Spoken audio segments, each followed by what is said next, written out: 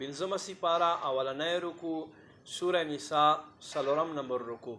بسم الله الرحمن الرحیم. والمحصنات من النساء پتاسو باندې حرام دي هغه ښځې چې نور چا سره نکاح تړلی وي الا مگر ما ملکت ایمانکم هغه نه دي حرام چې څوک ستاسو په لاسونو کې یعنې ستاسو مینځي دي کتاب الله علیکم الله نمیشته د ستاسو دپاره احل لکم حلال یې وګرځولې ستاسو دپاره ما وراء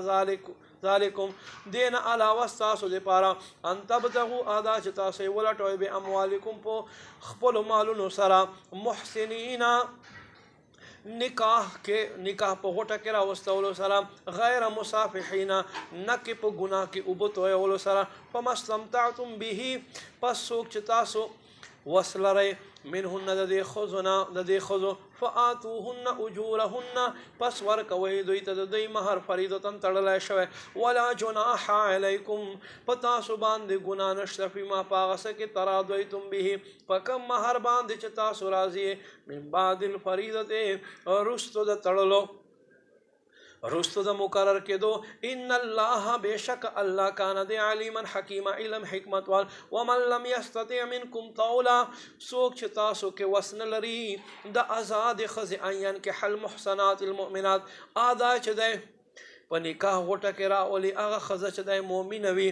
فمما ملکت ایمانکم بیا د هغه نکاح په غوټه کې راولوي څوک چې د ستاسو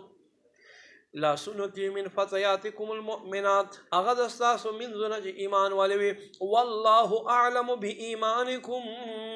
الله ته د ستاسو ایمان ښه پته ده بعضکم من بعض تاسو بعض له بعض نه فانکحوهن باذن اهلهن تاسو دې منځو سره نکاح کوئ د دوی مالکانو په اجازت وآتوهن اجورهن او دوی ته د دوی مهر ورکوئ بالمعروف حسب دستور محصنات غیر مصافحات نکاح په قلعه کې بندولو سره نه کې مستی باس غیر مصافحات نه کې مستی باسلو دپاره ولا متخذات اخدان او نه یارانه کولو دپاره فاذا احسننا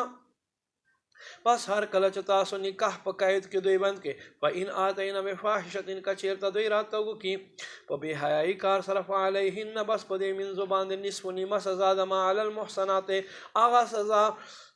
چې په آزادو ښځو باندې دی من العذاب د عذاب نه ذلک ده لمن هر هغه چا لره خشیه لعنت منکم په تاسو کې چانه چې د زنا اندېښنه وي وان تصبروا او که تاسو صبر وکئ دوی له جانبه خیر لکم ستاسو دپاره غوره دی والله غفور رحیم الله بخونکی مهربان دی.